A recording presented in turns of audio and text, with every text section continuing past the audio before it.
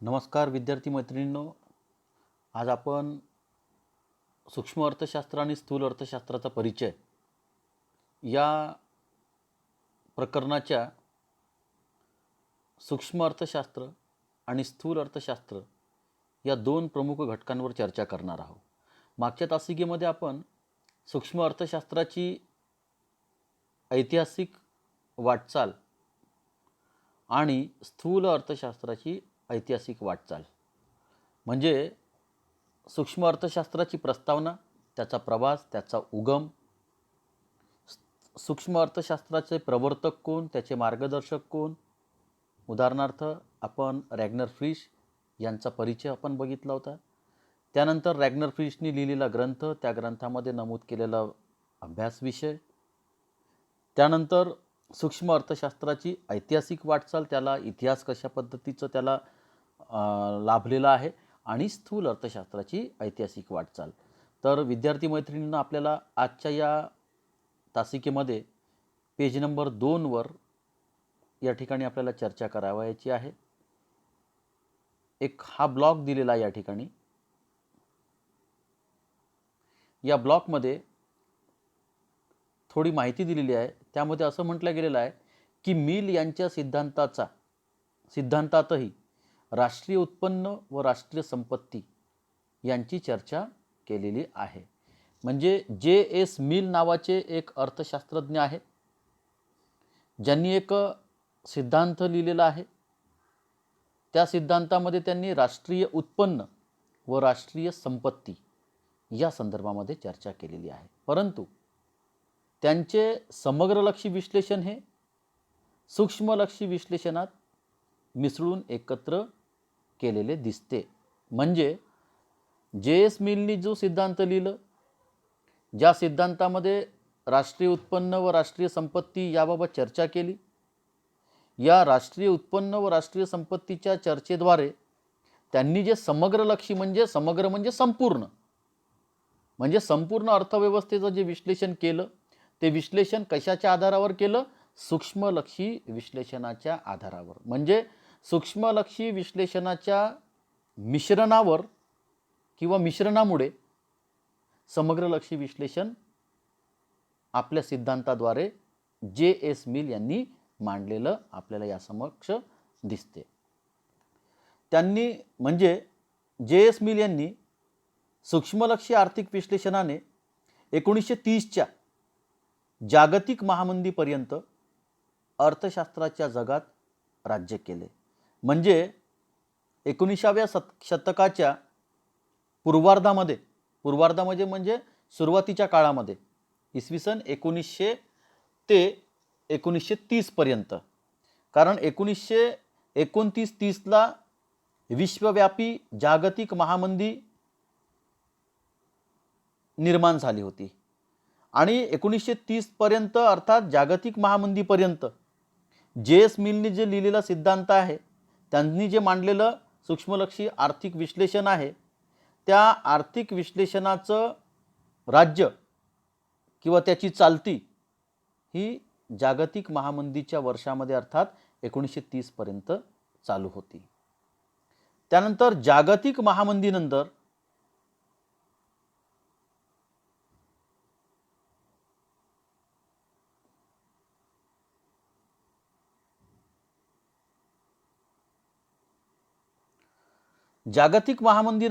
Lord John मेनॉर्ड Keynes, ज्याला आपण शॉर्टमध्ये म्हणू लॉर्ड केन्स, यांचे पैसा,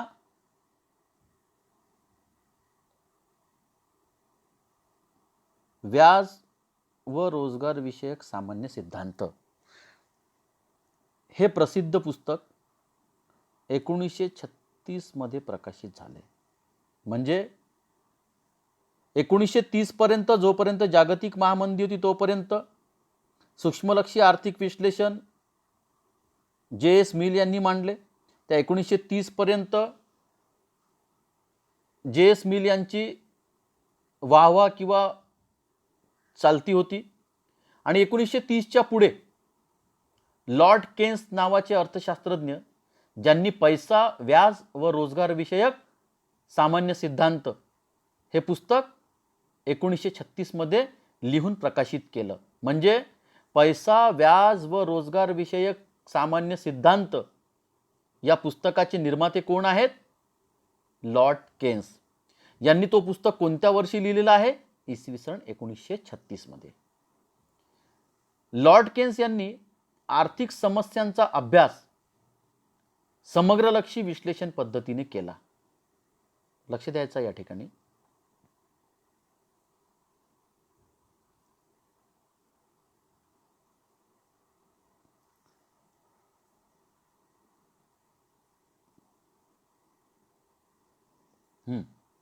तर लॉर्ड केन्स यांनी काय केलं आहे की 1936 ला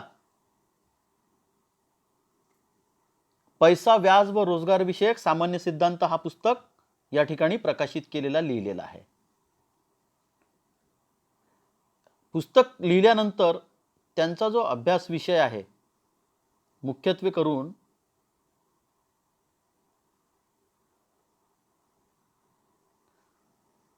आर्थिक समस्यांचा अभ्यास समग्रलक्षी विश्लेषण पद्धतीने केला. म्हणजे त्यांनी सूक्ष्मलक्षी अभ्यास विषय पद्धतीचं समर्थन न करता समग्रलक्षी दृष्टिकोनाचं समर्थन या ठिकाणी केलेलं आहे. आणि लॉर्ड केन्सच्या पूर्वी मिलनी काय केलं होतं?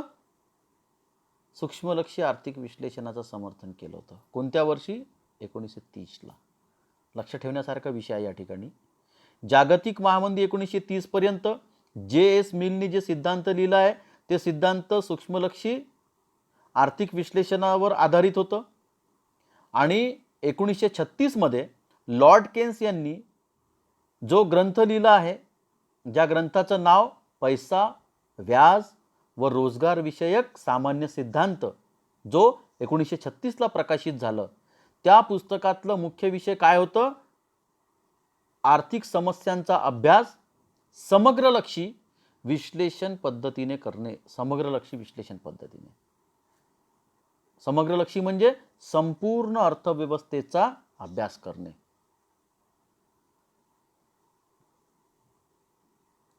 त्यामुळे समग्रलक्षी दृष्टिकोनाच्या विकासाचे श्रेय लॉर्ड केन्स यांनाच दिले जाते. लक्ष द्यायचं या ठिकाणी.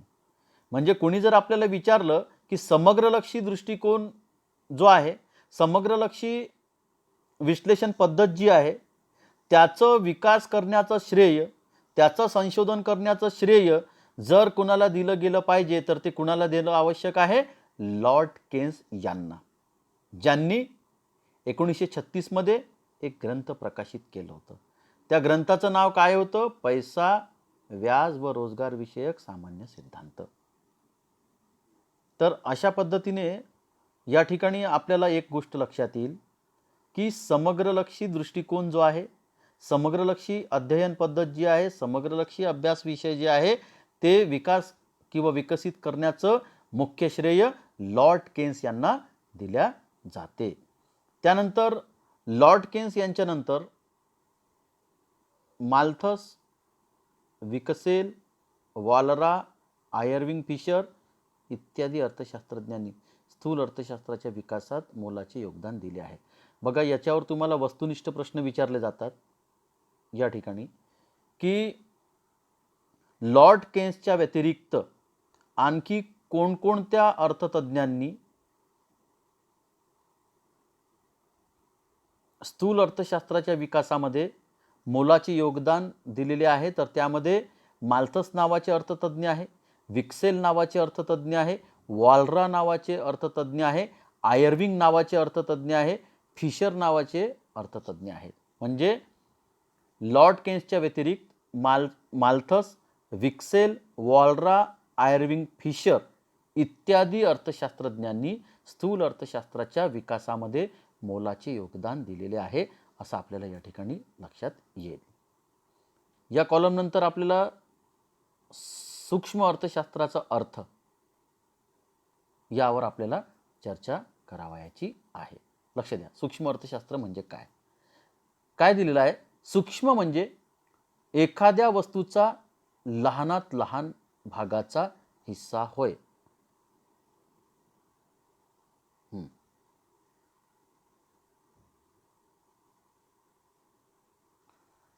आपण कोणता टॉपिक अभ्यासून राहिलेलो आहोत या ठिकाणी? सूक्ष्म अर्थशास्त्राचा अर्थ. तर सूक्ष्म अर्थशास्त्र म्हणजे काय? सूक्ष्म म्हणजे एखाद्या वस्तूच्या लहानात लहान भागाचा हिस्सा, लहानात लहान भागाचा कण, त्या कणातलाही शेवटचा कण ज्याला आपण म्हणू, त्याचा हिस्सा म्हणू, म्हणजे काय? सूक्ष्म. सूक्ष्म अर्थशास्त्र आणि राष्ट्रीय अर्थव्यवस्थेच्या लहान भागाशी संबंधित आहे. लक्ष द्या. सूक्ष्म अर्थशास्त्र राष्ट्रीय अर्थव्यवस्थेच्या लहान भागाशी संबंधित आहे. म्हणजे सूक्ष्म अर्थशास्त्र काय आहे? कोणत्या विषयाशी संबंधित आहे? अर्थव्यवस्थेच्या लहान भागाशी. मोठ्या भागाशी आहे का? नाही. एकदम लहानात लहान भागाशी सूक्ष्म अर्थशास्त्राचा राष्ट्रीय अर्थव्यवस्थेशी संबंध या ठिकाणी आपल्याला लक्षात येते. सूक्ष्म अर्थशास्त्रामध्ये वैयक्तिक उपभोक्ता म्हणजे एखादा विशिष्ट ग्राहक, त्यानंतर वैयक्तिक उत्पादक म्हणजे एखाद्या वस्तूचं उत्पादन कार्य करणारी उत्पादन संस्था किंवा एखाद्या वस्तूचं निर्माण करणारा निर्माता किंवा उत्पादक, किंवा एखादी विशिष्ट पेढी म्हणजे बाजार, एखादा विक्रेता. त्यानंतर विशिष्ट वस्तूची किंमत म्हणजे एखाद्या स्पेसिफिक किंवा एखाद्या विशिष्ट वस्तूची किंमत. त्यानंतर किंवा घटकाची किंमत, घटक म्हणजे एखादं युनिट, एखादी वस्तू. यासारख्या वैयक्तिक घटकांच्या आर्थिक क्रिया व वर्तनाचा अभ्यास सूक्ष्म अर्थशास्त्रामध्ये केला जातो. म्हणजे लक्ष द्यायचं या ठिकाणी. मी एकंदरीत पूर्ण ओव्हरऑल विश्लेषण तुम्हाला सूक्ष्म अर्थशास्त्राचा पुनश्च एकदा सांगण्याचा प्रयत्न करतो. सूक्ष्म म्हणजे काय? पहिले सूक्ष्म अर्थशास्त्राचा अर्थ. सूक्ष्म अर्थशास्त्राचा अर्थ म्हणजे एखाद्या वस्तूचा लहानातील लहान भाग किंवा त्या लहान भागाचा शेवटचा हिस्सा म्हणजे सूक्ष्म. सूक्ष्म अर्थशास्त्रात अंतर्गत राष्ट्रीय अर्थव्यवस्थेच्या लहान भागाचा विशेषतः अभ्यास सूक्ष्म अर्थशास्त्रामध्ये केला जातो. म्हणजे राष्ट्रीय अर्थव्यवस्थेच्या मोठ्या भागाचा किंवा समग्र अर्थव्यवस्थेचा अभ्यास सूक्ष्म अर्थशास्त्रामध्ये केला जात नाही. तर राष्ट्रीय अर्थव्यवस्थेतील एकदम लहान भागाची निवड सूक्ष्म अर्थशास्त्राच्या अध्ययनाकरता, अभ्यासाकरता निवडली जाते. म्हणजेच सूक्ष्म अर्थशास्त्रामध्ये राष्ट्रीय अर्थव्यवस्थेच्या लहान भागाचा संबंध प्रामुख्याने या ठिकाणी येतो. सूक्ष्म अर्थशास्त्रात वैयक्तिक उपभोक्ता म्हणजे बाजारपेठेतील असंख्य ग्राहकांची अभ्यास करण्याकरिता सूक्ष्म अर्थशास्त्रामध्ये निवड केली जात नाही. समजा एखाद्या बाजारपेठेमध्ये 500 ग्राहक वस्तूची मागणी करण्याकरता कार्यरत आहे, तर त्या 500 ग्राहकांचा अभ्यास करण्याकरिता सूक्ष्म अर्थशास्त्र निवड करत नाही, तर त्या 500 पैकी केवळ एका विशिष्ट ग्राहकाला बाजूला करते, 499 ग्राहकांना एका बाजूला करते. अभ्यास करण्याकरता फक्त एका ग्राहकाला निवडते 500 पैकी आणि 499 ग्राहकांना सोडून देते. म्हणजे बाजारात कार्यरत असंख्य ग्राहकांपैकी विशिष्ट ग्राहकाची अभ्यास करण्याकरिता निवड करण्याचं काम सूक्ष्म अर्थशास्त्र अभ्यास पद्धती अंतर्गत केल्या जाते.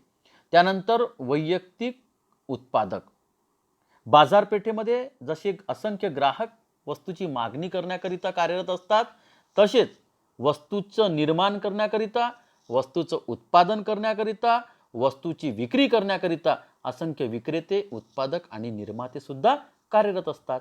तर अशा असंख्य उत्पादकांपैकी केवळ एका विशिष्ट उत्पादकाची अभ्यास करण्याकरता सूक्ष्म अर्थशास्त्रांतर्गत निवड केली जाते. किंवा एखाद्या विशिष्ट वस्तूची किंमत. आता बाजारपेठेमध्ये एकच वस्तू विकली जात नाही, असंख्य प्रकारच्या वेगवेगळ्या प्रकारच्या वस्तू बाजारपेठेमध्ये विक्रीस उपलब्ध असतात. आता जेव्हा असंख्य प्रकारच्या वस्तू बाजारामध्ये विक्रीस उपलब्ध आहे, तर स्वाभाविक आहे त्या वस्तूच्या किमती सुद्धा वेगवेगळे असतील. तर सूक्ष्म अर्थशास्त्रांतर्गत ज्या अर्थी विशिष्ट ग्राहकाची निवड केली गेली आहे अभ्यासाकरिता, विशिष्ट उत्पादकाची अभ्यास करण्याकरिता निवड केलेली आहे, तर स्वाभाविक आहे विशिष्ट वस्तूची सुद्धा अभ्यास करण्याकरिता निवड केली गेली असेल. जेव्हा विशिष्ट वस्तूची अभ्यास करण्याकरिता निवड केली गेलेली आहे तर स्वाभाविक आहे त्या वस्तूची किंमत सुद्धा विशिष्ट प्रकारची अभ्यास करण्याकरिता निवड केलेली असेल. म्हणजे उदाहरणार्थ बाजारपेठेमध्ये असंख्य वस्तूची विक्री करण्याकरिता वस्तू उपलब्ध आहे, तर ग्राहकांनी विशिष्ट ग्राहक म्हणजे ज्या ग्राहकाला आपण अभ्यास करण्याकरिता निवडलं, उदाहरणार्थ 500 ग्राहकापैकी एक ग्राहक, 100 वस्तू विक्रीस उपलब्ध आहे, 100 पैकी अभ्यास करण्याकरिता आपण एक वस्तूची निवड करू, उदाहरणार्थ पिण्याच्या पाण्याची बॉटल. त्या बॉटलची किंमत आहे समजा 20 रुपये प्रति लिटर. तर विशिष्ट वस्तू काय झाली? पाण्याची बॉटल. त्या विशिष्ट वस्तूची किंमत काय झाली? 20 रुपये. लक्षात येत आहे तुम्हाला? त्यानंतर वैयक्तिक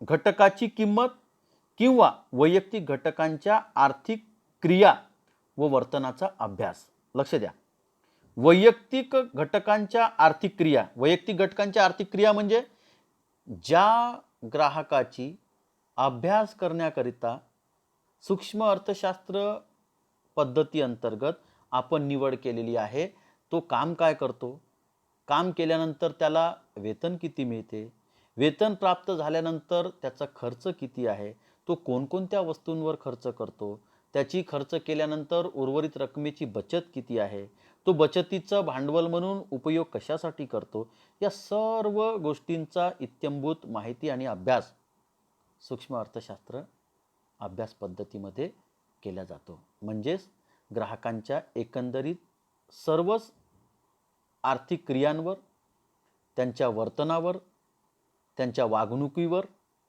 बारीक सुरीक लक्ष ठेवून अभ्यास करण्याच्या प्रक्रियेस सूक्ष्म अर्थशास्त्र असे म्हणतात. तर अशा पद्धतीने आपल्याला सूक्ष्म अर्थशास्त्राचा अर्थ या ठिकाणी समजलेला असेल. पुढच्या टप्प्यामध्ये आपल्याला सूक्ष्म अर्थशास्त्राच्या व्याख्या या ठिकाणी अभ्यासायच्या आहे.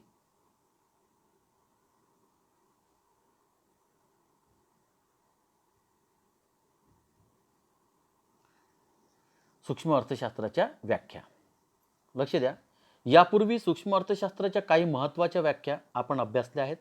अजून काही व्याख्यांची चर्चा आपण दिलेल्या पुस्तकामध्ये करूया. तर पहिली व्याख्या मॉरिस डॉब. ही व्याख्या कोणाची आहे? मॉरिस डॉब नावाचे अर्थतज्ञ आहे, त्यांची व्याख्या. ते काय म्हणतात? अर्थव्यवस्थेचे सूक्ष्मदर्शी अध्ययन म्हणजे सूक्ष्म अर्थशास्त्र होय. लक्ष द्या, अत्यंत सोपी व्याख्या या ठिकाणी मॉरिस डॉबनी प्रकट केलेली आहे. त्यांचं असं मत आहे, सूक्ष्म अर्थशास्त्र म्हणजे जे असे शास्त्र आहे की ज्यामध्ये अर्थव्यवस्थेचे सूक्ष्मदर्शी अध्ययन केले जाते. सूक्ष्मदर्शी म्हणजे एखादी अदृश्य वस्तू जेव्हा जी आपल्याला दृश्यास येत नाही तेव्हा त्यास पाहावयास किंवा पाहण्याकरिता ज्या यंत्राचा वापर आपण करतो त्यास आपण सूक्ष्मदर्शी यंत्र असं म्हणतो. तर अर्थव्यवस्थेतील माहीत नसलेले पैलू माहिती करून घेणे याकरिता दृष्टी आपल्याला सूक्ष्म लागेल. तर या सूक्ष्म दृष्टीच्या आधारावर अर्थव्यवस्थेतील अप्राप्त अदृश्य विश्लेषणाला स्पष्ट करण्याकरिता ज्या पद्धतीचा आपण वापर करतो त्या सूक्ष्म अर्थशास्त्र असे म्हणतात. सोप्या भाषेमध्ये आपण याला असं म्हणू शकतो, संपूर्ण अर्थव्यवस्थेचे सर्वकष अभ्यास करण्याकरिता सूक्ष्मदर्शी अध्ययनाच्या आधारावर केलेले विश्लेषण म्हणजे सूक्ष्म अर्थशास्त्र होय. जसं एखाद्या अदृश्य वस्तूला पाहण्याकरिता आपण सूक्ष्मदर्शी यंत्राचा वापर करून त्या वस्तूला सहज पाहून घेतो, त्याच पद्धतीने अर्थव्यवस्थेतील संपूर्ण घटकांचं विश्लेषण निहाय बारीक सुरीक गोष्टी सहज टिपण्याकरिता, सहज पाहण्याकरिता सूक्ष्म अर्थशास्त्र पद्धत ही एक प्रकारे सूक्ष्मदर्शी अध्ययन म्हणून आपल्याला लाभलेली पद्धत आहे. म्हणजेच अर्थव्यवस्थेचे सर्व बारकावे समजून घेण्याकरिता सूक्ष्म अर्थशास्त्र हे सूक्ष्मदर्शी अध्ययन करणारे शास्त्र म्हणून आपल्या समक्ष उपस्थित होते. अशा पद्धतीने मॉरिस डॉबनी अर्थव्यवस्थेचे सूक्ष्मदर्शी अध्ययन म्हणजे सूक्ष्म अर्थशास्त्र अशी व्याख्या या ठिकाणी केलेली आहे. त्यानंतर A.P. लर्नर यांची व्याख्या आहे. लर्नर काय म्हणतात? सूक्ष्म अर्थशास्त्राद्वारे अर्थव्यवस्थेकडे जणू काही सूक्ष्मदर्शकाद्वारे पाहिले जाते. त्यांचं विश्लेषण काय आहे लर्नरचं? अर्थव्यवस्थेकडे पाहण्याचा दृष्टिकोन कसा आहे लर्नरचा? की अर्थव्यवस्थेकडे जणू काही सूक्ष्मदर्शकाद्वारे पाहणे म्हणजे सूक्ष्म अर्थशास्त्र. उदाहरणार्थ, एक अर्थव्यवस्था रूपी शरीरातील लाखो पेशी म्हणजे व्यक्ती आणि कुटुंबे उपभोक्त्याच्या रूपाने आणि व्यक्ती व उत्पादन संस्था उत्पादकाच्या रूपाने अर्थव्यवस्थेच्या संचालनात कशा प्रकारे भूमिका पार पाडतात हे अभ्यासण्यासाठी सूक्ष्मलक्षी अर्थशास्त्र या पेशींकडे जणू काही सूक्ष्मदर्शकातून पाहते. लक्ष द्या, लर्नरनी अर्थव्यवस्थेला एक प्रकारचं शरीराचं स्वरूप या ठिकाणी दिलेलं आहे. अर्थव्यवस्थेला एक संपूर्ण शरीर म्हणून आपल्या समक्ष त्यांनी उपस्थित केलं. जसं शरीरामध्ये प्रत्येक घटकाचं एक वेगवेगळं महत्त्व आहे. जसं बोलण्याकरिता जिव्हा, पाहण्याकरिता डोळे, ऐकण्याकरिता कान, लक्षात येत आहे? तसं शरीराला पोषकता आणि जिवंतपणा देण्याकरिता जसं लाखो नससंस्थेद्वारे आपल्याला जे रक्तप्रवाह होतो आणि त्या झालेल्या रक्तप्रवाहाच्या आधारावर आपलं ब्रेन ॲक्टिवेट होतो आणि ब्रेन ॲक्टिवेट झाल्यानंतर शरीराचे इतर जे ऑर्गन्स आहे हे घटक जसे ॲक्टिवेट होतात तशाच प्रमाणे त्यांनी अर्थव्यवस्थेला सुद्धा एक शरीररूपी संज्ञा, एक शरीररूपी उपमा या ठिकाणी दिलेली आहे. त्यांनी काय म्हटलेलं आहे की सूक्ष्म अर्थशास्त्राद्वारे अर्थव्यवस्थेकडे जणू काही सूक्ष्मदर्शकाद्वारे पाहिले जाते. अर्थव्यवस्था रूपी शरीरात लाखो पेशी म्हणजे जसे अर्थव्यवस्थेत लाखो ग्राहक, लाखो विक्रेते, लाखो उत्पादक काय करतात? वस्तूची विक्री आणि वस्तूला मागणी करणारे असतात. जसे अर्थव्यवस्था रूपी शरीरातील लाखो पेशी म्हणजे व्यक्ती आणि कुटुंबे जे ग्राहकाच्या रूपाने अर्थव्यवस्थेमध्ये कार्यरत असतात. व्यक्ती व उत्पादन संस्था उत्पादकाच्या रूपाने. लक्ष द्या, व्यक्ती आणि कुटुंब या ठिकाणी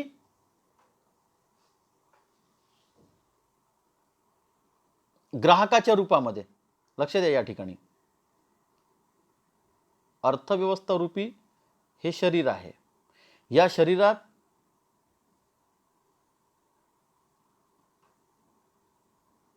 लाखो पेशी म्हणजे व्यक्ती आणि कुटुंबे कशाच्या स्वरूपात काम करत आहे? ग्राहकाच्या रूपामध्ये काम करत आहे. आणि व्यक्ती व उत्पादन संस्था कशाच्या रूपात काम करत आहे? उत्पादकाच्या. आता अर्थव्यवस्थेच्या संचलनाकरिता, अर्थव्यवस्थेला गतिमान करण्याकरिता व्यक्ती आणि कुटुंबे ग्राहकाच्या रूपात, व्यक्ती आणि उत्पादन संस्था उत्पादकाच्या रूपात कशी भूमिका पार पाडतात, कसं समन्वय करून घेतात, याचा अभ्यास करण्याचं कार्य सूक्ष्मलक्षी अर्थशास्त्र हे एक प्रकारे सूक्ष्मदर्शकातून, जसं पेशी आपण पाहतो वेगवेगळ्या पेशींना, आपल्या शरीरामध्ये असंख्य पेशी आहेत ज्या अदृश्य असतात, ज्या दिसत नाही, त्यांना सहज पाहण्याकरिता जसं आपण सूक्ष्मदर्शी यंत्राचा वापर करतो तसंच अर्थव्यवस्थेतील असंख्य व्यक्ती आणि कुटुंबे जे ग्राहकाच्या रूपात काम करतात, असंख्य व्यक्ती आणि उत्पादन संस्था ज्या उत्पादकाच्या, निर्मात्याच्या रूपात काम करतात, या दोघांचंही कामकाज अर्थव्यवस्थेमध्ये कसा चालतो, काय काय बारकावे असतात हे पाहण्याकरिता जसं आपल्याला एखादं सूक्ष्मदर्शी यंत्र जसं आपल्याला मोलाचं मदत करतो, तशाच पद्धतीने सूक्ष्म अर्थशास्त्र पद्धतसुद्धा आपल्याला अर्थव्यवस्थेचं सूक्ष्मदर्शकातून जसं पेशीला आपण पाहतो त्याच पद्धतीने अर्थव्यवस्थेतील उत्पादक व्यक्ती, उत्पादन संस्था, व्यक्ती व ग्राहक किंवा कुटुंबे हे ग्राहक म्हणून कसे कार्यरत असतात याबाबत लर्नरनी आपल्या व्याख्येमध्ये या ठिकाणी परिभाषित केलेलं आहे, मार्गदर्शित केलेलं आहे, उल्लेख केलेला आहे. मला असं वाटते ही व्याख्यासुद्धा आपल्याला समजली असेल. काही नाही समजलं असेल तर पुढच्या वेळेस मला तुम्ही निश्चित यावर प्रश्न विचारू शकता. त्यानंतर आपल्याला या ठिकाणी अभ्यासाचा आहे सूक्ष्मलक्षी अर्थशास्त्राची व्याप्ती. यापूर्वी आपण दोन महत्त्वाचे मुद्देवर आपण चर्चा केलेली आहे. एक होतं सूक्ष्मलक्षी अर्थशास्त्राचा अर्थ आणि व्याख्या. व्याख्येमध्ये आपण दोन व्याख्या पाहिल्या होत्या. एक होती मॉरिस डॉबची आणि दुसरी होती AP लर्नरची. लर्नरनी जसं एक प्रकारे सूक्ष्मलक्षी जे यंत्र असते त्या यंत्राद्वारे जसं आपण शरीरातील लाखो पेशींचं कारभार कसं चालतो, त्याचं ॲक्टिवेशन कसं आहे, त्यांचं कामकाज कसं आहे, त्यांना येणाऱ्या अडचणी काय असतात, जसं याचं विश्लेषण आणि याची पाहणी आपण जसं सूक्ष्मलक्षी यंत्राद्वारे जसं करतो त्याचप्रमाणे लर्नरनी अर्थव्यवस्थेला एक प्रकारचं शरीराच्या रूपाची उपमा दिलेली आहे. जसं शरीरामध्ये वेगवेगळे घटक असतात, लाखो नससंस्था असतात, त्याचप्रमाणे अर्थव्यवस्थेमध्ये असंख्य व्यक्ती किंवा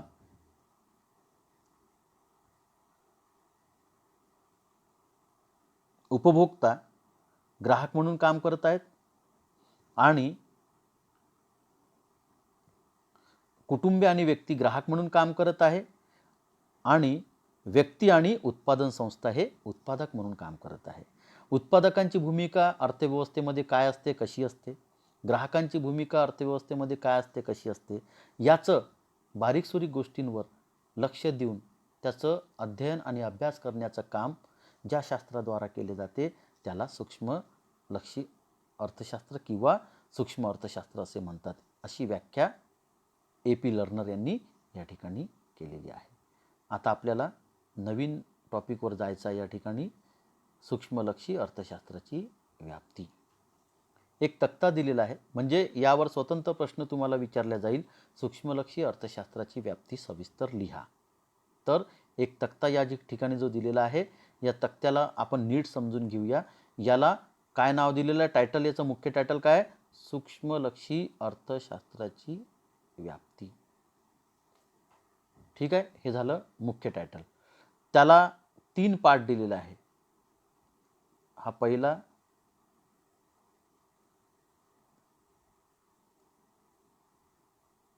एक, हे 2 आणि हे 3. पहिल्या टायटलमध्ये वस्तूच्या किंमत निश्चितीचे सिद्धांत. सूक्ष्मलक्षी अर्थशास्त्राची व्याप्ती यामध्ये पहिला कोणत्या मुद्द्याचा समावेश होतो, वस्तूच्या किंमत निश्चितीचे सिद्धांताचा.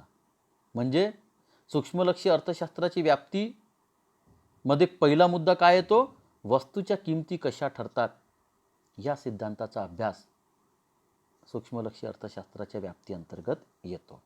दुसरं, उत्पादन घटकांच्या किंमत निश्चितीचे सिद्धांत. पहिलं काय पाहिलं आपण, वस्तूंच्या किंमत निश्चितीचे सिद्धांत. आता उत्पादक घटकांच्या किंमत निश्चितीचे सिद्धांत. तिसरं, आर्थिक कल्याणाचे सिद्धांत. व्याप्तीमध्ये पहिला मुद्दा काय पाहिला आपण, वस्तूच्या किंमत निश्चितीचे सिद्धांत. दुसरा, उत्पादन घटकांच्या किंमत निश्चितीचे सिद्धांत. तिसरं, आर्थिक कल्याणाचे सिद्धांत. आता व्याप्तीमध्ये जी पहिली व्याप्ती दिलेली आहे काय होती, वस्तूच्या किंमत निश्चितीचे सिद्धांत. तर यामध्ये आपण कोणते 2 उपमुद्दे अभ्यासणार आहोत. हा पहिला उपमुद्दा, हा दुसरा. तर काय आहे? मागणीचे विश्लेषण. दुसऱ्या याच्यात पुरवठ्याचे विश्लेषण. लक्षात येत आहे? वस्तूच्या किंमत निश्चितीच्या सिद्धांतामध्ये दोन उपघटक आहे. एक आहे मागणीचे विश्लेषण, दुसरा आहे पुरवठ्याचे विश्लेषण. कशामध्ये? सूक्ष्मलक्षी अर्थशास्त्राच्या व्याप्तीच्या पहिल्या मुद्द्यामध्ये. पहिला मुद्दा काय होता? वस्तूच्या किंमत निश्चितीचे सिद्धांत. वस्तूच्या किंमत निश्चितीच्या सिद्धांताचे उपमुद्दे काय आहे? पहिलं मागणीचे विश्लेषण, दुसरं पुरवठ्याचे विश्लेषण. लक्षात येत आहे? दुसरं सूक्ष्मलक्षी अर्थशास्त्राची व्याप्ती क्रमांक 2 काय आहे? मुख्य व्याप्ती दुसरी उत्पादन घटकांच्या किंमत निश्चितीचे सिद्धांत. यामध्ये पहिलं आहे खंड, दुसरं वेतन, तिसरं व्याज, चौथा नफा. लक्ष द्या. सूक्ष्मलक्षी अर्थशास्त्राची व्याप्ती मुद्दा क्रमांक 2 काय आहे? उत्पादन घटकांच्या किंमत निश्चितीचे सिद्धांत. या अंतर्गत 4 उपमुद्दे या ठिकाणी येत आहे. पहिलं उत्पादन घटकांच्या किंमत निश्चितीमध्ये 4 उपमुद्दे, 4 उपघटक येतात. पहिलं खंड, दुसरं वेतन, तिसरं व्याज आणि चौथा नफा.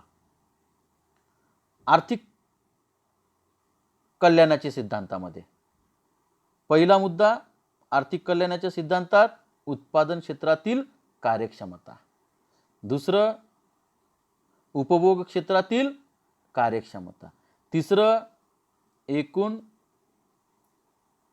आर्थिक कार्यक्षमता. लक्ष द्या. सूक्ष्म अर्थशास्त्राची व्याप्ती हा प्रमुख घटक आपण अभ्यासून राहिलो. या प्रमुख घटकांतर्गत 3 प्रमुख मुद्दे या ठिकाणी येत आहे. पहिलं वस्तूच्या किंमत निश्चितीचे सिद्धांत, दुसरं उत्पादन घटकांच्या किंमत निश्चितीचे सिद्धांत, तिसरं आर्थिक कल्याणाचे सिद्धांत. आपण पहिल्या मुद्द्याअंतर्गत पाहिलं वस्तूच्या किंमत निश्चितीचे सिद्धांतांतर्गत मागणीचे विश्लेषण, पुरवठ्याचे विश्लेषण. उत्पादन घटकांच्या किंमत निश्चितीचे सिद्धांतामध्ये खंड, वेतन, व्याज आणि नफा. आणि तिसरा प्रमुख मुद्दा जो आहे व्याप्तीचा, आर्थिक कल्याणाचे सिद्धांत. यामध्ये पहिलं उत्पादन क्षेत्रातील कार्यक्षमता, दुसरं उपभोग क्षेत्रातील कार्यक्षमता, तिसरं एकूण आर्थिक कार्यक्षमता. लक्षात येत आहे? आर्थिक कल्याणाच्या सिद्धांतांतर्गत 3 उपमुद्दे. पहिलं उत्पादन क्षेत्रातील कार्यक्षमता, दुसरं उपभोग क्षेत्रातील कार्यक्षमता आणि तिसरं एकूण आर्थिक कार्यक्षमता. हा जर का आपल्याला हा डायग्राम जर आपल्याला सहजरित्या समजलं तर पुढचं विश्लेषण करणं आपल्याला सहज, सोपं आणि शक्य जाईल. थोडक्यात समजून घेऊया.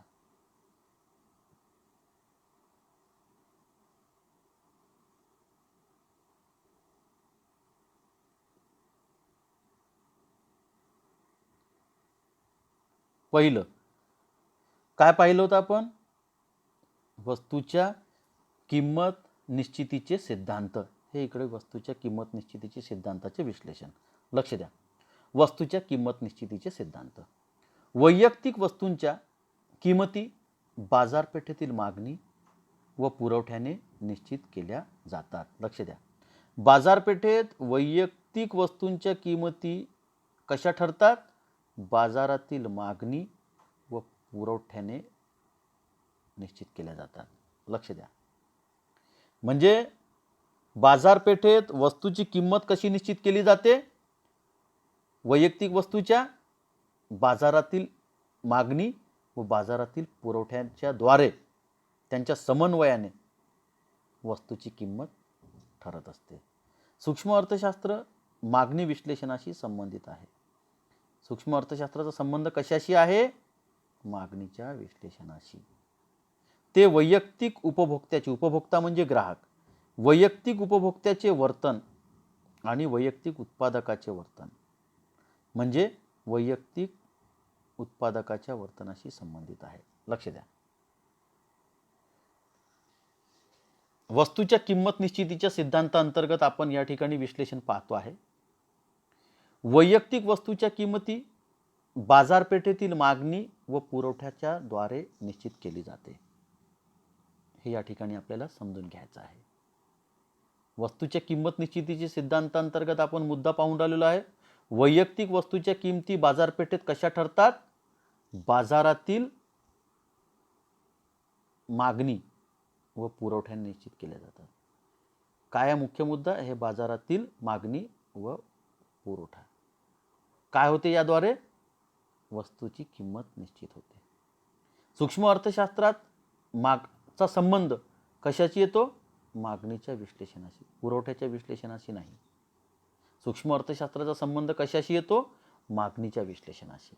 ते वैयक्तिक उपभोक्त्याचे वर्तन, म्हणजे मागणीचं विश्लेषणाचा संबंध कशाशी येत आहे?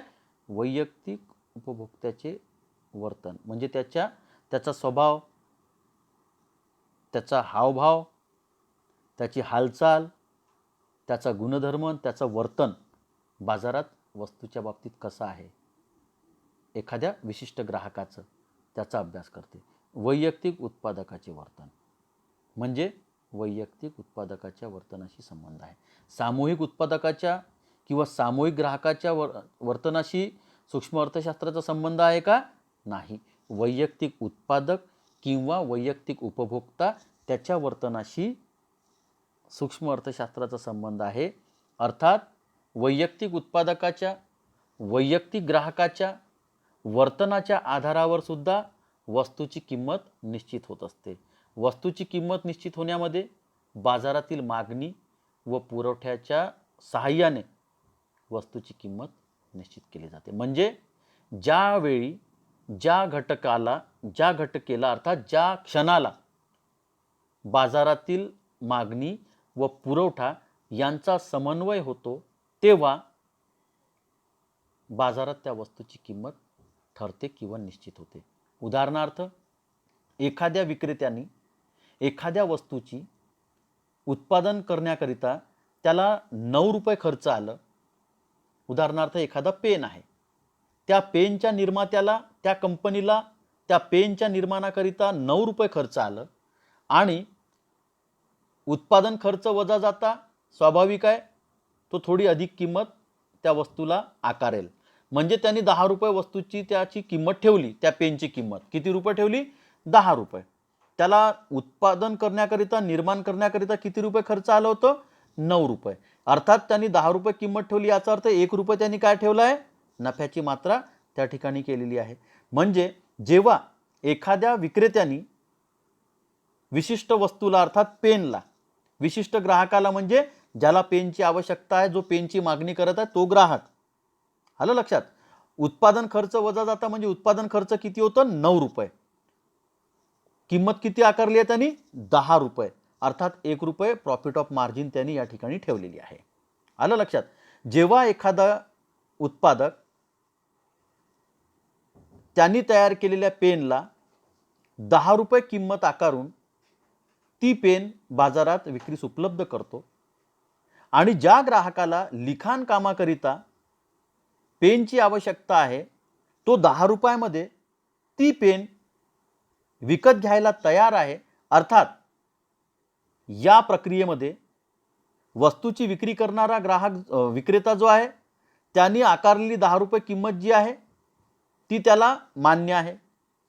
ज्याला पेन पाहिजे आहे, जो त्या पेनची मागणी करत आहे, अर्थात त्या ग्राहकाला वस्तूची विक्री करणाऱ्या विक्रेत्याद्वारे आकारलेली 10 रुपये किंमत ही त्या मागणी करणाऱ्या ग्राहकाला मान्य आहे.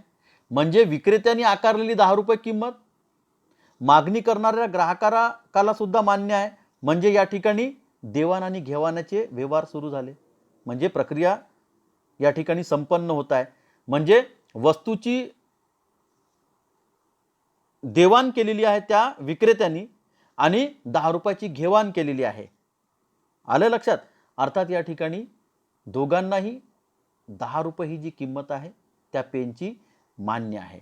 अर्थात या ठिकाणी काय झालेलं आहे? बाजारपेठेमध्ये वैयक्तिक वस्तूची बाजारातील मागणी व पुरवठ्याचा या ठिकाणी समन्वय झालेला आहे. समन्वय म्हणजे विक्री करणाऱ्या ग्राहकाला 10 रुपये कबूल आहे आणि मागणी करणाऱ्या ग्राहकाला ती 10 रुपये किंमत मान्य आहे. म्हणजेच अशा प्रकारे बाजारपेठेमध्ये मागणी व पुरवठ्याच्या समतोलाने, संतुलनाने, समन्वयाने बाजारात वस्तूची किंमत निश्चित होत असते.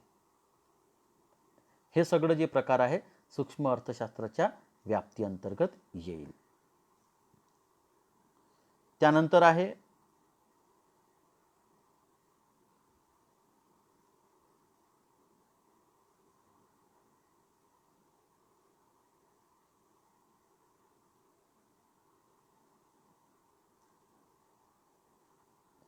उत्पादन घटकांचा किंमत निश्चितीचे सिद्धांत. दुसरा मुद्दा कशा अंतर्गत? वस्तूच्या किंमत निश्चितीचे सिद्धांता अंतर्गत. दुसरा उपमुद्दा काय आहे? उत्पादन घटकांचा किंमत निश्चितीचे सिद्धांत. लक्ष द्या या ठिकाणी, हे आपण दुसरा मुद्दा अभ्यासून राहिलेला आहोत. या ठिकाणी हा दुसरा मुद्दा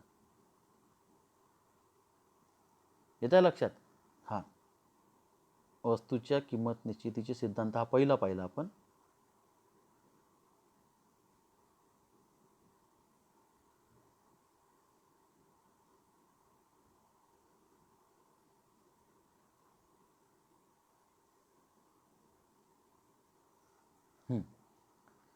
उत्पादन घटकांचा किंमत निश्चितीचे सिद्धांत.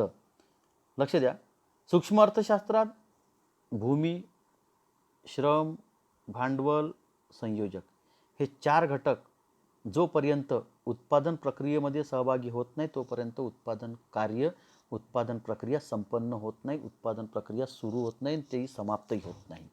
म्हणजे कोणत्याही वस्तूचं उत्पादन कार्य करण्याकरिता भूमी, श्रम, भांडवल आणि संयोजक या 4 प्रमुख घटकांच्या समन्वयातूनच उत्पादनाची प्रक्रिया प्रारंभ होते आणि समापित होते. हे घटक जोपर्यंत उत्पादन कार्यात सहभागी होत नाही तोपर्यंत उत्पादन कार्य पुढे जात नाही. सूक्ष्म अर्थशास्त्रामध्ये भूमीला खंड म्हणून मोबदला प्राप्त होते. श्रमिकाला जो मजूर असतो, जो श्रम करतो, त्याला जे पगार दिला जाते त्याला वेतन म्हटले जाते. उत्पादक जो आहे, ज्यांनी उत्पादन कार्याकरता लागणारा जो खर्च आहे त्यांनी जे केलेला आहे त्याला भांडवल म्हणतो. भांडवलाला व्याज प्राप्त होते आणि संयोजकाला नफा प्राप्त होते. या मोबदल्याची निश्चिती करण्यास मदत प्राप्त होते. म्हणजे या ठिकाणी आपल्याला एक गोष्ट लक्षात घेण्यासारखी अशी आहे, उत्पादन घटकांच्या किंमत निश्चितीच्या सिद्धांतांतर्गत कोणतंही उत्पादन कार्य भूमी, श्रम, भांडवल आणि संयोजक, कोणत्याही उत्पादनाच्या सुरुवातीला जागेची आवश्यकता असते ज्याला आपण भूमी म्हणतो. भूमीला जे आपल्याला मोबदला द्यावा लागते त्याला खंड असं म्हणतात. उत्पादन कार्यात समजा पहिला घटक जुळवून घेतला आपण भूमी, ज्याचा ऐवज आपण खंड म्हणून देतो, हा खंड. दुसरा घटक येतो श्रम, श्रमिक, मजदूर, कुशल कामगार किंवा अकुशल कामगार. कामगारांना अर्थात श्रमिकांना वेतन द्यावं लागतं त्यांनी काम केल्यानंतर मोबदला म्हणून. भांडवलदार जो बिझनेसमन आहे, ज्यांनी हे या ठिकाणी कंपनी खोललेली असेल, एखादा उद्योग सुरू केलेला असेल उत्पादन कार्याचं, तर भांडवलदाराला व्याज द्यावं लागते. आणि संयोजक जो याचा कर्णधार आहे या उत्पादन कार्याचं, त्याला कर्णधार का म्हटलेलं आहे? त्या संयोजकाचं काम काय आहे?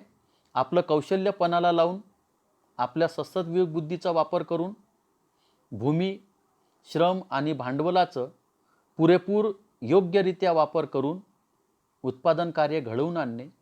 उत्पादन कार्य घडवल्यानंतर, वस्तू उत्पादित केल्यानंतर त्याची योग्य बाजारपेठेमध्ये विक्री करणे आणि विक्री केल्यानंतर नफा प्राप्त करून घेणे.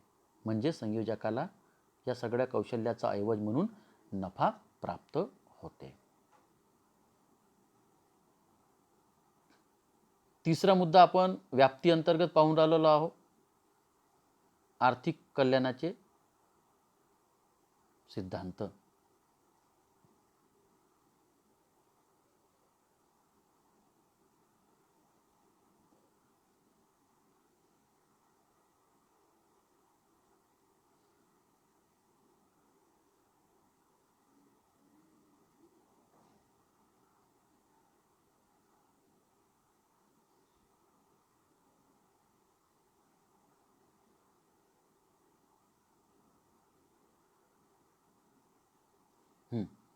आर्थिक कल्याणाचा अभ्यास हा प्रामुख्याने साधन सामग्रीच्या कार्यक्षम वाटपाशी संबंधित आहे.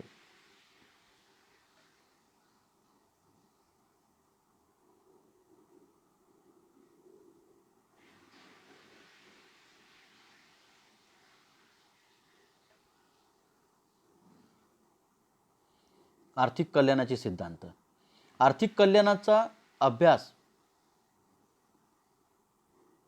हा प्रामुख्याने साधन सामग्रीच्या कार्यक्षम वाटपाशी संबंधित आहे. साधन सामग्रीच्या कार्यक्षम म्हणजे जो कार्य करण्यामध्ये सक्षम आहे अशा साधन सामग्रीचा योग्य प्रकारे वाटप करणे, ज्यामध्ये आर्थिक कल्याण निर्दिष्ट राहील, त्यामध्ये वर्णित राहील. जर साधन सामग्रीच्या झालेल्या वाटपामुळे संपूर्ण समाजाला महत्तम समाधान प्राप्त होत असेल तर ते वाटप कार्यक्षम वाटप आहे. लक्ष द्यायचं या ठिकाणी. आर्थिक कल्याणामध्ये समाजातील सर्वच घटकांचा कल्याण व्हावं हा हेतू या सूक्ष्म अर्थशास्त्राच्या 3ऱ्या व्याप्तीमध्ये दिलेला आहे. हे व्याप्ती क्रमांक 3. ठीक आहे. आर्थिक कल्याणामध्ये कोणता मुद्दा महत्त्वाचा आहे? प्रामुख्याने साधन सामग्रीचं कार्यक्षम वाटप. जर साधन सामग्रीचं वाटप व्यवस्थित समाजातील शेवटच्या घटकांपर्यंत व्यवस्थित झालं तर सर्वांना महत्तम म्हणजे सर्वाधिक समाधान प्राप्त होईल, तर ते वाटप कार्यक्षम आहे असे म्हणता येईल. साधनांच्या कार्यक्षम वाटपामुळे समाजाचे जास्तीत जास्त आर्थिक कल्याणाचे उद्दिष्ट साध्य होते. म्हणजे समाजातील सर्व घटकांचं जर आपल्याला आर्थिक कल्याण करायचं असेल तर साधन सामग्रीचं वाटप हा व्यवस्थितरित्या होणं गरजेचं आहे. आणि जर साधन सामग्रीचं वाटप व्यवस्थितरित्या झालं तर स्वाभाविक आहे समाजातील सर्वच लोकांचं कल्याण झालेलं आहे किंवा तो वाटप योग्य प्रकारे झालेला आहे असं म्हटलं जाईल. म्हणजेच उपलब्ध साधन सामग्रीचं वाटप सर्वांमध्ये योग्य प्रकारे करून घेण्याकरिता सूक्ष्म अर्थशास्त्र पद्धत या ठिकाणी आपल्याला उपयोगी ठरते. दुसऱ्या शब्दात